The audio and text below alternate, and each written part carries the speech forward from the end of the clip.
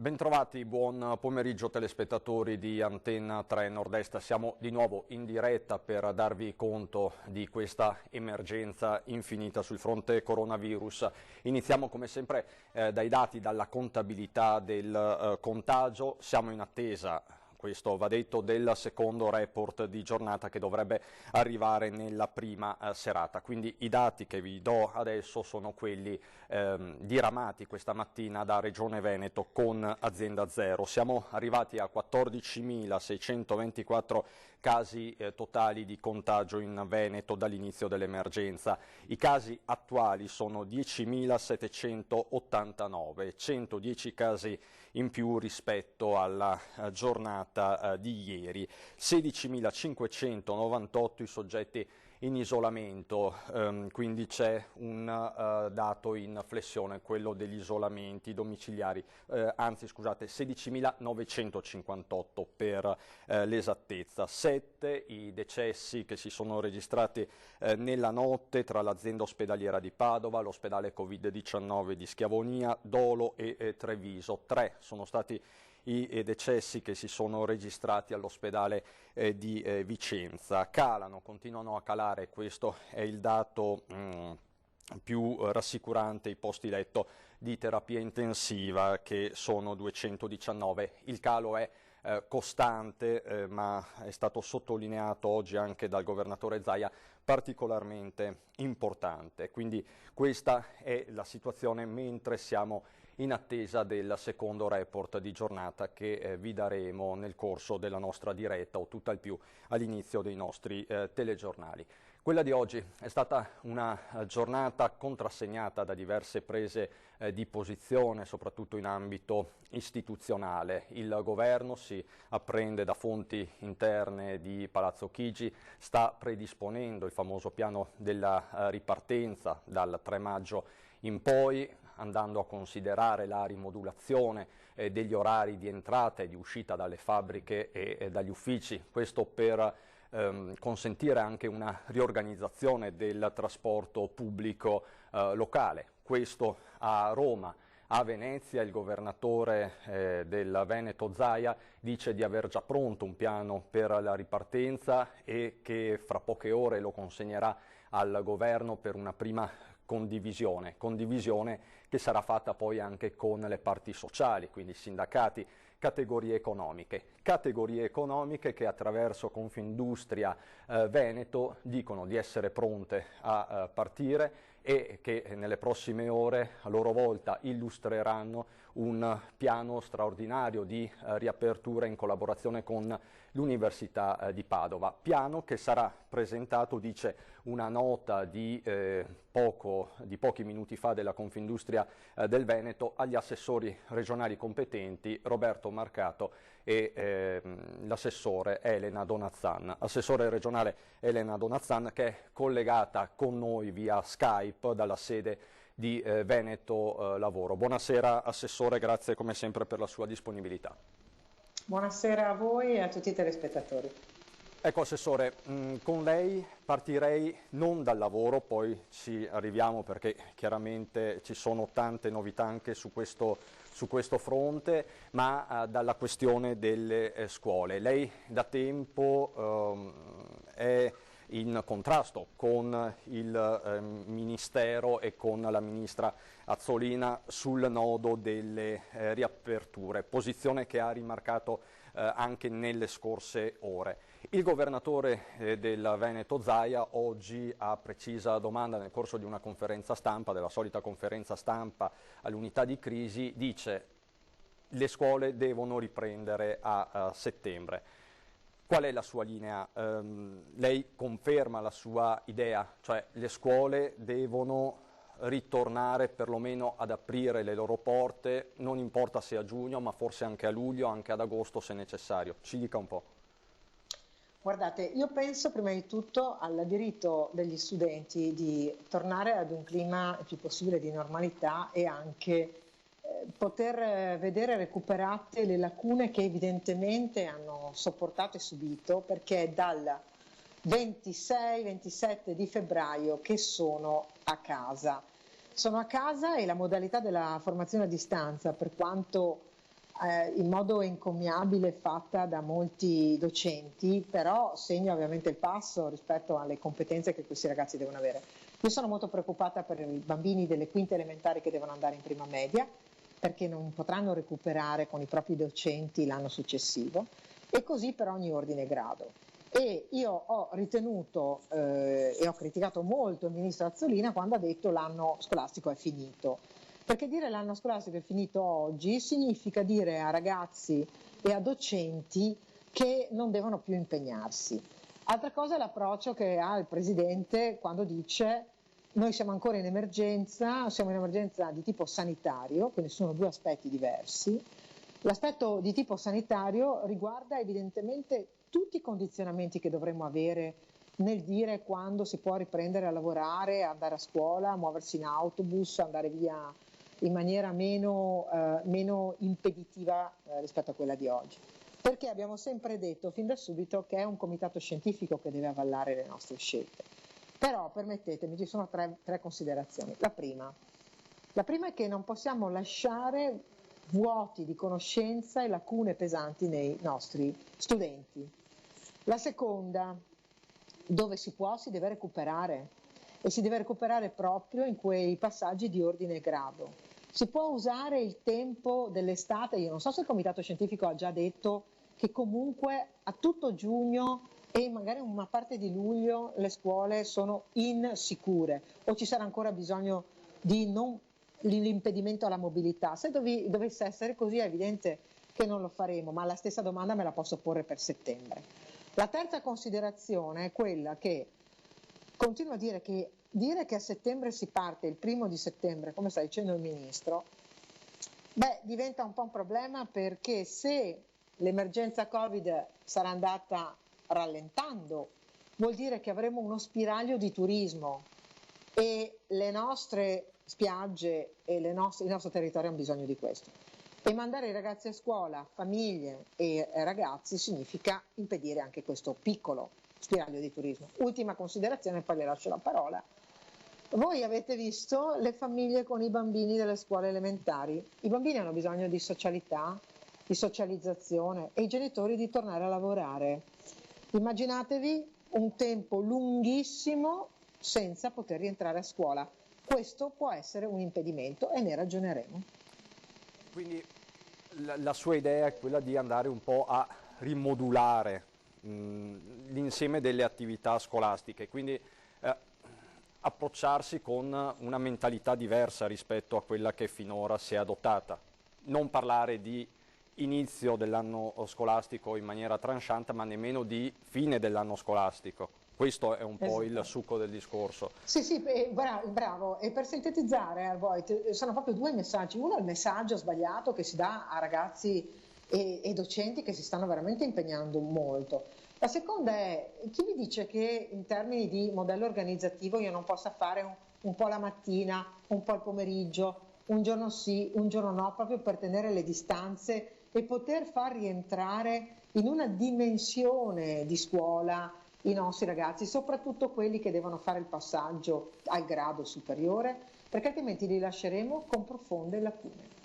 E questo vale a maggior ragione per i ragazzi che magari hanno più difficoltà in alcune materie, quindi penso ai corsi di recupero e poi... I corsi di recupero sì, sono sempre stati fatti anche nei mesi estivi, alcune scuole le facevano a fine giugno andando fino a luglio, perché i docenti hanno un certo numero di giornate di ferie che sono quelle previste dal contratto collettivo nazionale. Non è che chiusa la scuola si va in ferie, i docenti, lo dico perché molti pensano che ci siano 3 mesi di ferie per i docenti.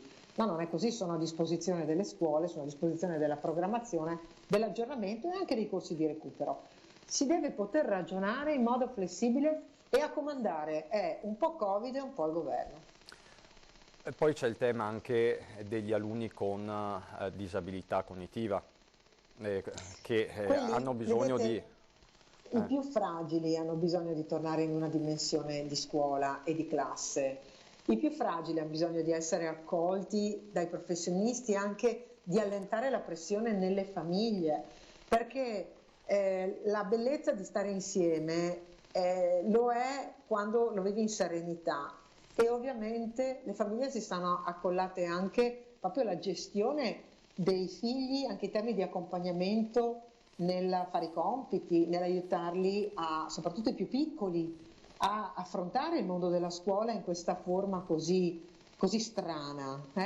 Ma per quanto possiamo pensare, possiamo veramente immaginare che ci siano 6 mesi di totale assenza da un luogo della loro vita normale, quale quella della scuola? Io spero che con i comitati scientifici e i termini di sicurezza, così come stiamo pensando a una fase 2 per il lavoro, si possa pensare a una fase 2 per la scuola. A proposito di fase 2, lei è nella sede di Veneto Lavoro oggi pomeriggio.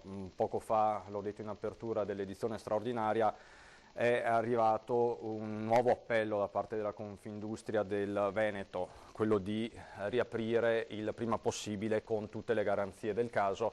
Confindustria dice che nelle prossime ore presenterà agli assessori Marcato e Donazzan un piano, una proposta condivisa tra l'altro con l'Università di Padova. Questa fase 2 da chi e da che cosa deve iniziare? Ma la fase 2 inizia da un ragionamento che deve essere il più possibile rivolto a come possiamo tornare a produrre con le garanzie che ci vengono richieste in termini di sicurezza dei lavoratori e delle imprese. Per cui è molto responsabile ragionare con la praticità di chi vive il mondo dell'impresa, con chi ci sta dentro, piuttosto che attendere che la soluzione ci derivi da un intervento magari semplicemente dall'alto. Quindi questo è un nostro tavolo di lavoro molto operativo che ha il supporto fondamentale della direzione prevenzione e sicurezza, quindi della parte sanitaria, ma che deve avere un approccio economico, perché Arboite, noi stiamo molto concentrati sul tema sanitario, ma c'è tutto l'aspetto economico che va affrontato con la stessa attenzione, con la stessa gravità, perché bisogna vedere se un'azienda è in grado di avere i dispositivi, rispettare le distanze. Questi sono oggi i requisiti che ci vengono richiesti: distanze, dispositivi, igienizzazione, salubrità dell'ambiente, spostamenti dei lavoratori. Chi può ragionare di questo? Il tavolo del lavoro che abbiamo da sempre, ma che abbiamo attivato in particolare su questo, prevede che ci siano le associazioni di categoria e il sindacato. Noi crediamo che insieme si possa provare a trovare delle soluzioni. Meglio se c'è anche il mondo accademico, perché ci darà un approccio non solamente di tipo sanitario, ma anche giuslavoristico, del welfare, dei modelli organizzativi, dei processi del lavoro utili per far riprendere le nostre imprese. Tra l'altro, Assessore, Confindustria chiede di superare la logica dei codici Ateco. Lei condivide questa visione? Sì, assolutamente. Io questa cosa dei codici Ateco l'ho compresa all'inizio, nel senso che si doveva agire in un'emergenza e definire quali fossero, diciamo, le filiere strategiche, anche quelle di una certa rilevanza per un momento diciamo, di primo impatto tra chi dovesse produrre e chi no. Ma oggi il codice Ateco è limitante. La domanda è: si può produrre in sicurezza? Abbiamo detto di sì, perché altrimenti non lavorerebbero neanche quelli che oggi stanno lavorando. Ma se possono lavorare loro con delle dimensioni di sicurezza, allora si può vedere se altre produzioni, penso soprattutto a quelle più strategiche oggi per noi, che hanno un'urgenza di avere risposte, come tutta la filiera della moda, che se non riprende a produrre viene sostituita. Ebbene, la domanda è: come si può produrre in sicurezza? Se si riesce a sostenere, a ottemperare questi requisiti, allora quell'azienda non è il problema che abbia un codice Ateco o un altro, ma che abbia dei requisiti o meno di tipo sostanziale. Ecco, requisiti di tipo sostanziale, Assessore. Gli Spisal hanno accertato in queste settimane, oggi è ritornata sul tema anche la sua collega Lanzarin, che le aziende del Veneto si stanno comportando bene. Poi ci sono tante segnalazioni che arrivano anche in redazione, che raccontano scenari diversi, soprattutto all'inizio di questa emergenza. Lei che sentore ha da questo punto di vista? Come si stanno comportando le fabbriche e le aziende venete sul fronte della sicurezza? Che siccome vogliono tornare a produrre, Herboit vogliono essere assolutamente impeccabili e quindi la valutazione oggettiva ce la danno, ce la restituisce l'analisi degli Spisal. Ricordiamoci che gli Spisal verificano 240 circa aziende al giorno e sono molte e il numero di lavoratori diciamo di queste aziende è un numero rilevante. Le segnalazioni che possono arrivare, che arrivano anche a voi, vanno segnalate. Se ci sono delle questioni che appaiono discordanti da quello che sto dicendo o da quello che deriva dalle indagini, ci sono i sindacati, ci sono gli Spisal stessi, ci sono i luoghi deputati a fare delle segnalazioni e nessuna di queste viene sottovalutata, perché io vedo attorno a noi tanta richiesta di tornare alla normalità e tornare a produrre. Guardate che abbiamo già perso 40.000 posti di lavoro, non siamo nelle condizioni di poterne perdere ancora, altrimenti lo scenario sarà quello di un profondo impoverimento e dobbiamo ancora fare i conti con tutto l'ambito del turismo e tutto il commercio. Ecco, questo dato, Assessore, dei 40.000, 2 settimane fa parlavamo di 20.000, una settimana fa che ci siamo sentiti di 35.000, si sta andando verso una progressione di fatto quotidiana. Lei ha un monitoraggio costante, immagino, di questi flussi, di questi dati? Noi facciamo le valutazioni a partire dall'Osservatorio del Mercato del Lavoro che verifica i dati aggiornati quotidianamente al medesimo periodo dell'anno precedente, così che si parametra un dato e il dato è solido. Questo ci permette anche non di dare ogni giorno i numeri, non serve, credo invece che vadano analizzati compiutamente, si prenda, come abbiamo deciso di fare, ogni 15 giorni il dato e riferirlo, però è evidente che c'è un peggioramento e non potrà che essere così se non riprendiamo a produrre. Se non riprendiamo a produrre, il manifatturiero viene sostituito, lo ripeto perché è un dato che a me pare estremamente grave. Noi difendiamo le nostre produzioni il Made in Italy solo se le presidiamo. Dall'altra c'è un dato che non è ad oggi verificabile, perché cominceremo a verificarlo a giugno, che è quello dei lavoratori del turismo. Noi abbiamo la grande stagione turistica e la Regione Veneto è stata fino a prima di Covid la prima regione turistica d'Italia, ma guardate che quando faremo i conti con quei numeri lì avremo delle pesanti ripercussioni in termini economici. Vuol dire che non si pagheranno le tasse, che mancheranno entrate, che mancherà la sussistenza di questi lavoratori e che molte imprese di quell'ambito salteranno. Perché mentre nel manifatturiero è sufficiente dire mascherine e distanze, la banalizzo, ma sul turismo vuol dire rimettere in moto un mondo, che è proprio il mondo, che si è fermato. Allora abbiamo bisogno di non perdere gli altri posti di lavoro, perché quello lì sarà il settore da aiutare di più.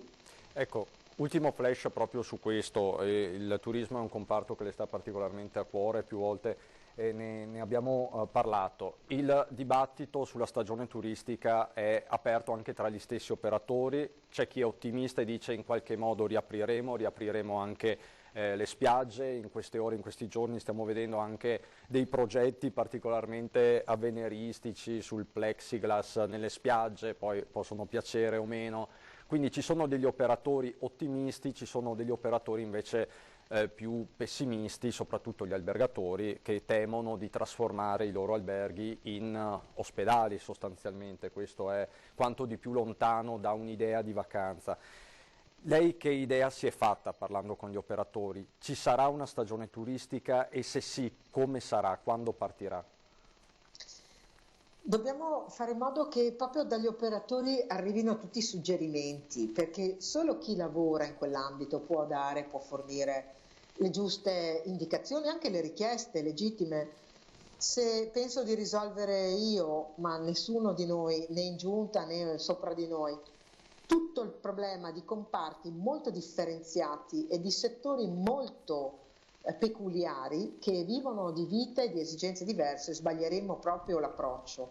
Io invece penso che affrontando un confronto tra intelligenze e mettendo gli operatori ad indicare, a dare suggerimenti, a sentire il loro punto di vista e coniugandoli con quelle che sono le esigenze di tipo scientifico anche legate al tema della sicurezza, noi dovremo assolutamente affrontare bene la questione del turismo. E con il collega Caner questo stiamo cercando di fare quando abbiamo affrontato e voluto un tavolo specifico tra lavoro e turismo per parlare di quel settore, di quegli operatori, e tanti sono i temi, come rilanciare, come affrontare. Un conto è la spiaggia, un conto è il lago, un'altra cosa è la stagione, non so, dell'Arena di Verona, l'altra cosa sarà il turismo, non solo quello della montagna, quello del cicloturismo, gli alberghi, che tipo di alberghi, la ristorazione. Guardate, sono talmente tante le sfumature che dovranno essere proprio gli operatori a proporre a noi e noi al mondo della sanità possibili soluzioni. E ce ne sono che si stanno avanzando, perché l'altopiano di Asiago si è messo insieme alcuni operatori molto giovani, peraltro, che hanno deciso di fare una rete del turismo lento, distanziato, l'hanno chiamato, perché quella montagna si presta e quindi bisognerà dare informazioni, fare una comunicazione mirata, ma solo gli operatori possono fornire le indicazioni. Assessore, grazie mille, grazie e buon lavoro. A presto. Grazie a voi dell'ospitalità, buon lavoro. Arrivederci. Era l'assessore regionale all'istruzione e al lavoro Elena Donazzana. Abbiamo fatto un po' il punto della situazione sia per quanto concerne la scuola che sul fronte per l'appunto del lavoro. Proprio nella giornata in cui l'INPS del Veneto ha diramato i dati relativi al pagamento delle indennità Covid-19, i famosi 600 euro che tante categorie stanno attendendo. Di fatto le domande pervenute nelle varie sedi provinciali dell'INPS in Veneto sono state 320.489, quelle pagate in corso di pagamento sono 244.648, il 76% del totale. A comunicarlo è l'INPS stessa attraverso il suo direttore generale Antonio Pone, che dice anche come l'aggiornamento su questi dati sarà quotidiano proprio per in un'ottica di trasparenza e di informazione alla popolazione. Per quanto concerne invece la cassa integrazione ordinaria, risultano pervenute in Veneto complessivamente 14.606 domande. Di queste sono state processate 5.061, pari al 34%. Quindi questo è lo stato dell'arte per quanto concerne l'INPS. La buona notizia è che questi 600 euro dovrebbero essere accreditati in migliaia di conti correnti in tutto il Veneto già nelle prossime ore. Questo ha detto l'INPS, ma oggi a livello nazionale ci sono anche le parole importanti, pesanti di Paolo Angelini, che è capo della vigilanza di Banca Italia, che è stato sentito in audizione alla Camera dei Deputati. I dati che ha snocciolato Angelini, soprattutto per quanto concerne il mese di marzo e il mondo industriale, sono davvero drammatici. Sentiamolo. È arrivato poi lo tsunami che tutti conosciamo, di cui si dà conto nelle pagine 4, 5 e 6 della relazione. Su questa parte non spendo molte parole, richiamo 3 indicatori riportati in questa parte. Il differenziale di rendimento tra i nostri titoli di Stato decennali e quelli tedeschi, che viaggiava intorno ai 140 punti base fino al 20 febbraio, è arrivato a un picco di 320 punti base il 17 marzo. Con il varo del programma di acquisti da parte della BCE e l'avvio di interventi sul mercato dei titoli di Stato della Banca d'Italia per conto dell'Eurosistema, questo aumento fortissimo si è ridimensionato, anche se non è scomparso. Sulla base di nostre valutazioni che pubblicheremo nel bollettino economico in uscita il prossimo venerdì, stimiamo che a marzo si sia registrata una contrazione della produzione industriale del 15%, quindi si tratta di valori di natura eccezionale. Ecco, questo era Paolo Angelini, capovigilanza di Banca Italia, un meno 15% sul fronte della produzione industriale, un dato drammatico ma assolutamente in linea con l'emergenza che stiamo vivendo, e inevitabilmente si parla di piano della ripartenza sia a livello regionale che a livello nazionale. C'è poi la cronaca di tutti i giorni che arriva dai territori. C'è un fatto particolarmente grave che è successo questa mattina a Montebelluna, dove di fatto una ragazza è scappata di casa nuda, e ovviamente un caso di una persona fragile. Queste sequenze sono subito arrivate sui social, hanno fatto il giro dei social già di prima mattina. Poi questa ragazza è stata soccorsa, è stata aiutata dal capo della Protezione Civile di Montebelluna, ma questa storia ha sollevato l'indignazione del sindaco Marzio Favero, che ha sbottato e ha detto: ma com'è possibile? C'era una ragazza da aiutare, non è stata aiutata, anzi è stata ripresa e poi subito sbattuta sui social. Che civiltà è questa? E ovviamente questo interrogativo del sindaco ha aperto un dibattito. Marzio Favero è in collegamento con noi via Skype. Buonasera sindaco. Buonasera a voi. Ecco sindaco, ci spieghi un po' cosa è successo. Io l'ho in qualche modo sintetizzato, ma vorrei che fosse lei a raccontarci questa storia. Ha sintetizzato in modo estremamente corretto. Questa mattina una ragazza correva in località Posmon nuda, ma si trattava in evidente stato di confusione mentale. È intervenuta la Protezione Civile, il nostro capo della Protezione Civile, in particolare Antonio Netto, che l'ha soccorsa, ma quello che ha stupito il capo della Protezione Civile e che fa indignare me è che molti bravi cittadini, invece di prestare a loro volta soccorso, si sono divertiti a riprendere la scena con il cellulare.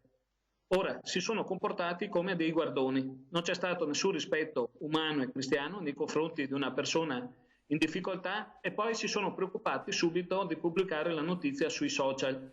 In particolare sottolineo il comportamento di uno che guidava l'automobile, che è riuscito a fare la ripresa col cellulare e quindi ha commesso due reati. Il primo, quello di mancare di rispetto a questa persona in netta difficoltà. La seconda, quella di guidare con lo smartphone, mettendo a rischio la sua sicurezza e quella degli altri. Spero che i carabinieri arrivino a identificare l'identità di questo automobilista, ma poi soprattutto si solleva una volta di più la questione dell'uso e l'abuso dei social. I social hanno questa caratteristica, che la gente vi accede senza nessun filtro, senza nessuna mediazione. Vi scarica dentro foto, filmati, senza prendersi il tempo per meditare. Risultato, nessuno scrupolo, nessuna censura. E io ricordo le considerazioni di un grande filosofo italiano, Umberto Eco, che diceva che la censura di per sé non è sempre un male, perché non è giusto che tutto finisca con l'essere pubblicato. Adesso quelle immagini che sono state scattate questa mattina sono in mano anche a soggetti che non hanno gli strumenti per capire e interpretare quanto è accaduto. Sto parlando di minorenni. E quindi io mi domando se sia corretto questo, e poi pongo un'altra domanda agli autori di questi filmati. E se la persona ripresa fosse stata una nostra amica, una nostra parente, e se qualcuno approfittasse di un nostro momento di debolezza per ritrarci, per pubblicare poi la nostra immagine sulla rete senza mediazioni? Io credo che quanto è accaduto sia gravissimo. Spero che la polizia postale possa individuare gli autori. Auguro alla giovane donna di poter ristabilirsi al più presto. So che ha avuto dei problemi personali importanti, perché sono stato informato di questo, e spero che li possa superare. Esprimo la mia solidarietà a Antonio Netto, il capo della Protezione Civile, perché c'è anche qualche spiritoso che adesso dice: ah, ma ha fermato la ragazza senza i guanti, senza la mascherina. Ma se uno deve prestare soccorso a una persona in urgenza ed è a bordo di una jeep, poi in un frangente come questo perdere tempo un secondo per mettersi in mascherina o guanti. Cioè, io mi domando dove sia finito il buonsenso. Sindaco, è uno spaccato sconfortante quello che lei ha raccontato e denunciato. C'è anche probabilmente, non lo so, questa quarantena secondo lei ci ha reso più cinici o ci sta mettendo nelle condizioni di usare in maniera ancora più sconsiderata i social? Allora, tutti i momenti di crisi sottopongono a stress i cittadini e la storia ci insegna, ce lo insegnano 2 guerre mondiali, che in frangenti come questi la gente riesce a tirare fuori o il meglio o il peggio di sé. Noi abbiamo persone che in questo momento stanno tirando fuori il cuore, sto pensando ai volontari della protezione civile o quelli dei servizi sociali che rischiano di persona per andare a assistere le persone ammalate, sto pensando ai medici di base, agli infermieri, ai medici all'interno dell'ospedale. Abbiamo anche costoro che invece si divertono a riprendere persone in difficoltà, perché probabilmente per questa ragazza si è aggiunto stress a stress, stava già superando una fase emotiva personale difficile, forse queste settimane di reclusione in casa hanno peggiorato la situazione, non ho gli strumenti per dare un giudizio in materia, è solo un'ipotesi. Certo è che abbiamo molti cittadini che in questo momento, dopo un mese chiusi in casa, danno segno di stanchezza. Ecco, cosa sta facendo il suo comune nello specifico per venire incontro a tutte queste fragilità? Con l'aiuto di una cooperativa che da tempo collabora con noi, Una Casa per l'Uomo, abbiamo attivato un numero di pronto soccorso. È un numero che poi fa capo anche ai nostri servizi sociali e quindi a tutte le persone che ci dichiarano di essere in difficoltà cerchiamo di garantire un'assistenza o con uno psicologo o con una persona di fiducia. E poi cerchiamo di dare a loro aiuti anche materiali qualora ne facciano richiesta. Però è un dato di fatto sul quale credo che la politica, anche ai piani superiori, dovrebbe fare una riflessione, che si è chiusa la prima fase del coronavirus, dell'emergenza, ovvero sia quella in cui era importante stare a casa tutti per impedire che ci fosse un picco di ammalati in grado di mandare in crisi i reparti di terapia intensiva. Adesso dobbiamo entrare in una nuova fase, che è quella di un lento ritorno a una pseudo-normalità, perché fra un mese non è che potremo toglierci le mascherine, smettere di usare i presidi tipo i guanti piuttosto che i gel disinfettanti, perché finché non sarà trovato un vaccino dovremo convivere con la malattia.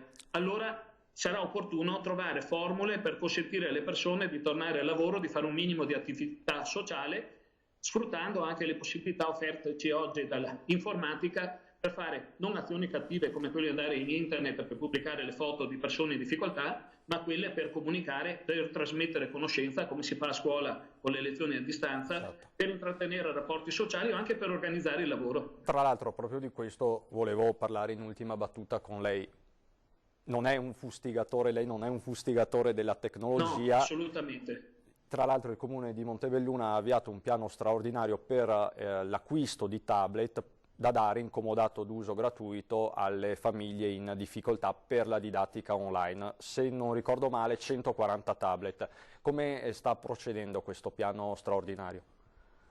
Stanno arrivando e li stiamo distribuendo con maggior lentezza del previsto perché i funzionari di Consip ci hanno detto di aver dovuto dirottare un quantitativo a una USL che ne aveva un urgentissimo bisogno, però spero che entro questa settimana, all'inizio della prossima, si possa chiudere questa operazione che è utile soprattutto per garantire equità a scuola, nel senso che ci sono famiglie che si possono permettere il computer, o ce l'avevano già o lo possono acquistare per i figli, altri che sono in difficoltà economica ed è opportuno che l'ente pubblico intervenga per garantire a tutti il diritto allo studio.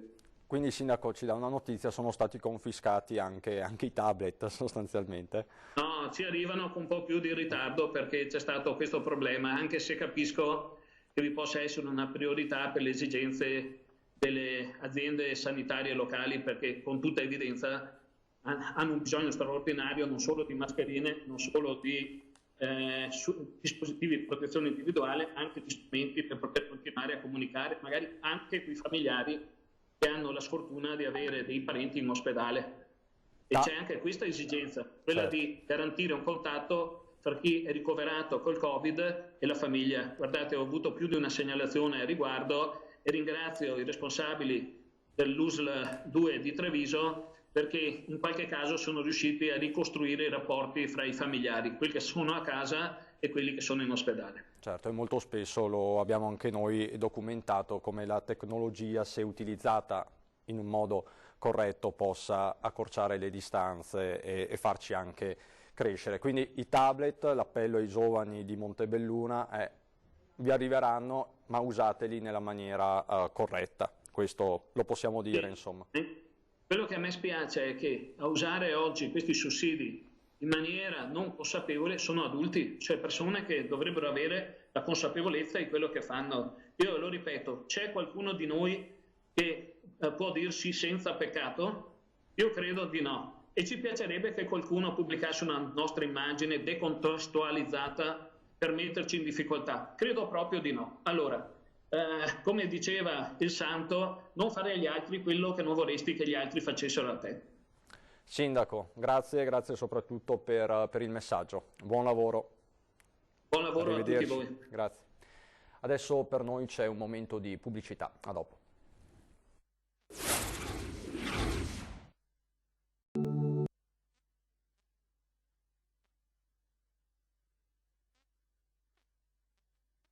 Qua di nuovo in diretta su Antenna 3 per la nostra ormai consueta diretta straordinaria. C'è l'emergenza coronavirus, ne stiamo parlando da giorni, vi stiamo aggiornando giorno dopo giorno, ora dopo ora, ma ci sono fortunatamente anche delle buone notizie. Si sta andando avanti anche su altri fronti, magari più a rilento, ma si va avanti. Oggi è stata approvata a larga maggioranza il decreto legge sulle Olimpiadi invernali di Milano Cortina, la famosa legge olimpica. Ci aggiorna da Firenze, avverto che non sta guidando lui, vorrei precisare, l'onorevole Roger Demenec del Partito Democratico. Buonasera Demenec. Buongiorno, buonasera a tutti. Ecco, dicevo che non è lei che sta guidando in questo momento, quindi lo diciamo perché ci sta seguendo da casa, insomma, nessuna manovra spericolata. Ecco. Ci aggiorni su questo, lei da bellunese conosce molto bene tutta la questione, è stato relatore di questo decreto legge, ecco, è un passaggio importante quello di oggi. Assolutamente sì, è diciamo la prima pietra che abbiamo messo rispetto all'organizzazione delle Olimpiadi. È una legge che dà un inquadramento generale a tutta la tematica olimpica, che istituisce una governance, il Comitato Olimpico, che istituisce la Fondazione Olimpiadi e anche la società che deve curare poi l'esecuzione di tutte le infrastrutture finanziate con il miliardo di euro che abbiamo stanziato in legge di bilancio. Quindi credo che sia un passo in avanti molto importante, fatto in un momento di grande crisi, di grande difficoltà del Paese, ma che punta anche a ridare un po' di speranza, diciamo, a tutti i nostri concittadini. Il provvedimento, che è nella forma giuridica del decreto legge, scade il 12 di maggio, se non sbaglio, quindi c'è la necessità di un ulteriore passaggio al Senato, se non sbaglio. Assolutamente sì, adesso il provvedimento va al Senato.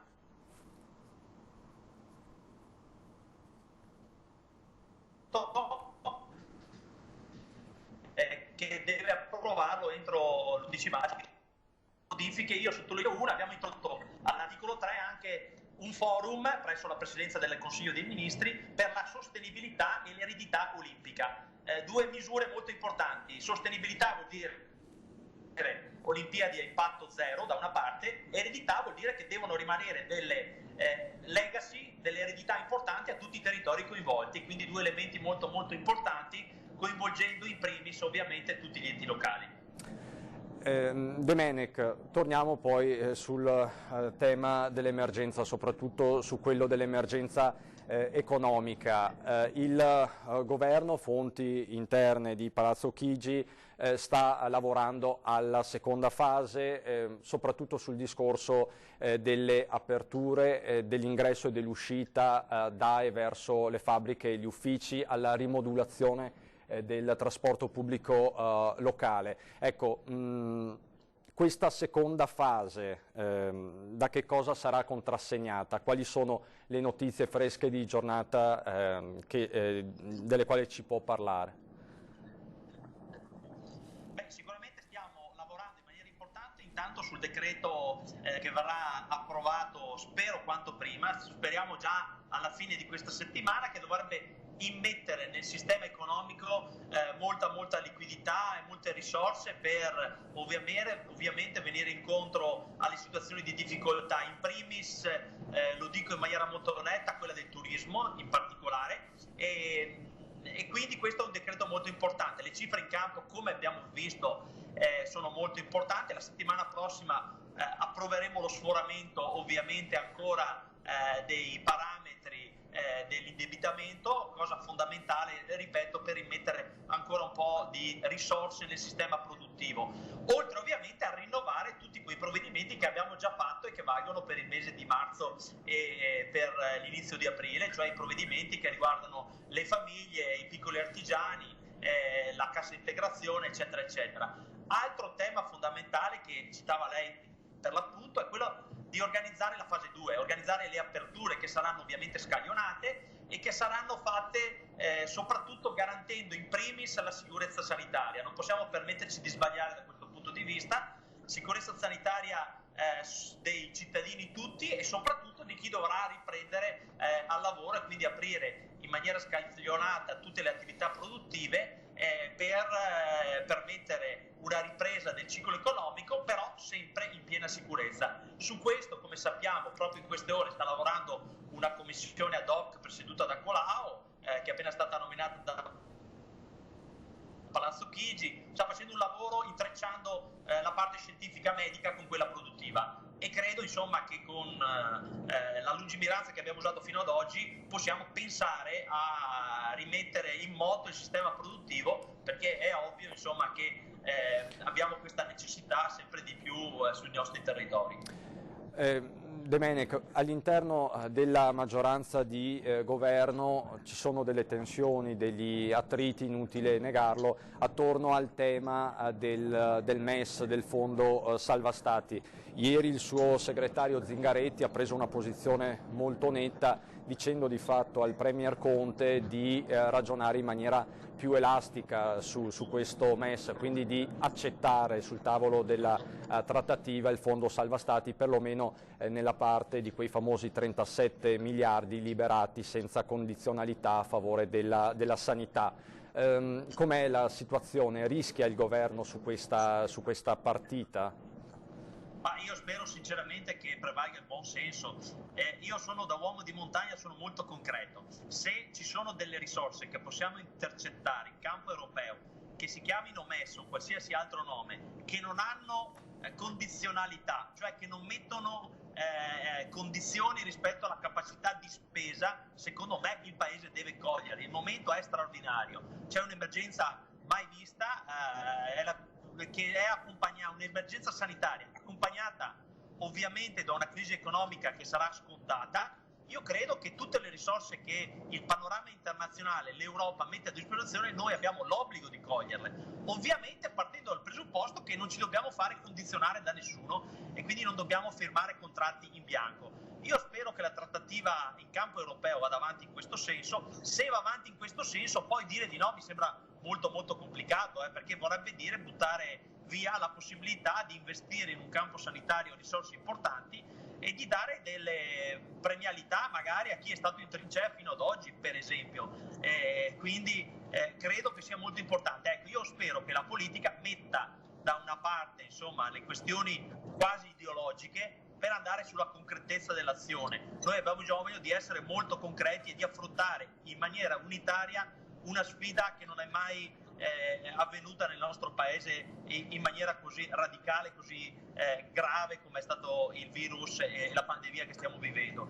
E spero fino in ultima sono sicuro, insomma, che troveremo la quadratura e che portiamo a casa un risultato importante, ripeto, mettendo al centro i cittadini e quelli che stanno soffrendo in questo momento.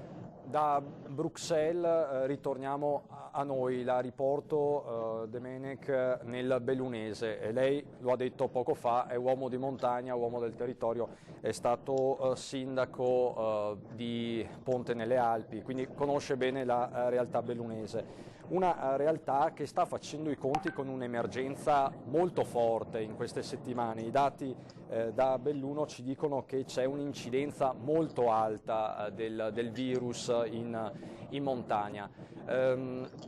Come cambia l'emergenza coronavirus in aree periferiche e decentrate come quelle della montagna? Come vive l'amministratore del territorio questa emergenza?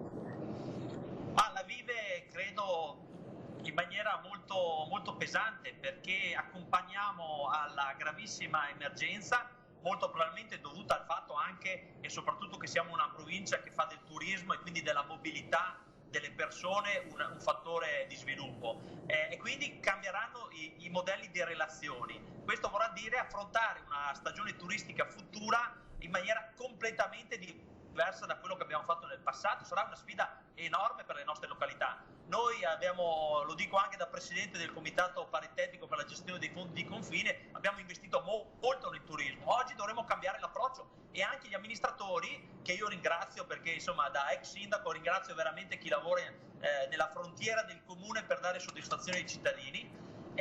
Oggi credo che dobbiamo fare questo sforzo di cambiare le modalità di relazioni per continuare una vita normale con abitudini completamente diverse. Questa è una sfida importante che tutte le località dovranno affrontare, soprattutto quelle turistiche, e quindi tutta la nostra provincia. Sarà un lavoro duro, sarà un lavoro da fare molto puntualmente sul territorio, ma sono sicuro, insomma, che i risultati possiamo portarli a casa. Ecco, quest'ultimo aspetto è molto interessante, anche se può sembrare tecnico. Mi sente Demenec? Mi sa che l'abbiamo persa.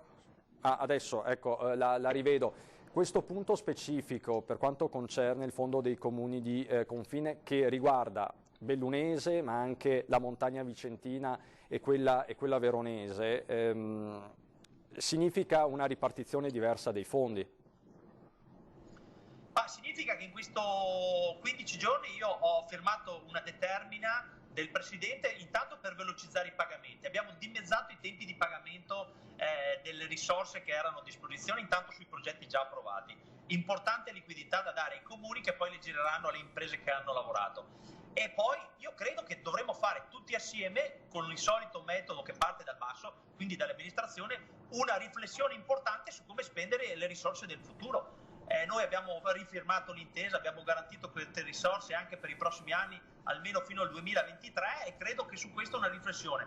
Abbiamo in primis il dovere di aiutare famiglie e imprese, credo che su questo girerà attorno i progetti che riguardano i fondi comuni di confine. È chiaro che anche qui, insomma, dovremo cambiare le nostre abitudini, ma sono sicuro che insieme ai sindaci potremo fare sicuramente anche questo un passo in avanti con queste risorse che sono molto molto importanti per tutta la montagna veneta. Demenec, grazie, buon rientro, buon lavoro. Arrivederci, grazie. Grazie a voi e grazie anche per Grazie, arrivederci. Era Roger Demenec, parlamentare del Partito Democratico e presidente del Fondo dei Comuni di confine, che ci ha aggiornato sulle linee che intende adottare il governo da qui ai prossimi giorni, e ci ha detto sostanzialmente che oggi è stata approvata alla Camera dei Deputati la legge olimpica. Ci sarà un ulteriore step al Senato della Repubblica entro il 12 di maggio. Intanto sono arrivati, vediamo se riesco a darveli in tempo reale, i dati relativi al secondo bollettino di giornata. Cerchiamo di vederli insieme, li leggiamo in tempo reale. Siamo arrivati a 14.884 casi di positività dall'inizio dell'emergenza. I casi attuali sono 10.879, 260 casi di positività in più rispetto a questa mattina. Si tratta di uno dei più alti incrementi degli ultimi giorni. Su tutto il territorio veneto resta stabile il dato dei soggetti in isolamento domiciliare, ovvero 16.958. E venendo invece ai dati dei decessi, siamo a 17 decessi, quindi nel corso della giornata di oggi, dalle 8 di questa mattina alle 17 di oggi pomeriggio, ci sono stati questi 17 decessi in tutte le strutture ospedaliere del Veneto. Vediamo se riesco a darvi qualche dato in più. 3 per esempio, 3 casi all'azienda ospedaliera di Padova. Verona continua ad avere dati particolarmente alti, ma c'è anche Belluno, 2 casi a Belluno, 1 a Feltre, quindi 3 casi nel bellunese, che resta, come dicevamo prima con l'onorevole De Menec, uno dei territori più colpiti sia in termini assoluti che relativi di questa emergenza. Ci sono poi 2 casi a Sant'Orso, ma entreremo nel dettaglio nel corso delle nostre dirette e dei nostri telegiornali. Il dato positivo, la nota positiva è che continua a diminuire l'indice di occupazione delle terapie intensive. Siamo a 214 posti letto occupati, meno 5 rispetto a questa mattina, 1403 i pazienti ricoverati in area non critica, un'unità in più rispetto a questa mattina. Come vedete, quindi il dato è stazionario, non siamo di fronte ad una curva discendente spiccata, ma ad un trend di diciamo così, miglioramento molto graduale, molto lento, cosa che lo stesso governatore del Veneto Luca Zaia ha ricordato più volte, lo ha ricordato anche oggi nel corso del consueto punto stampa. Sto vedendo anche i casi negli ospedali di comunità e nelle strutture territoriali, ma siamo a 0.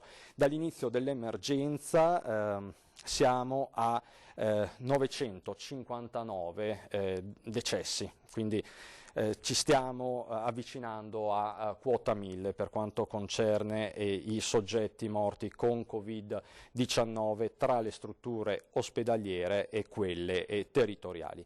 Quindi questo è lo stato dell'arte alle 18:24 del 15 aprile. Per questa edizione straordinaria è tutto. Dopo la pubblicità ci sarà il telegiornale regionale del Veneto. Buon proseguimento.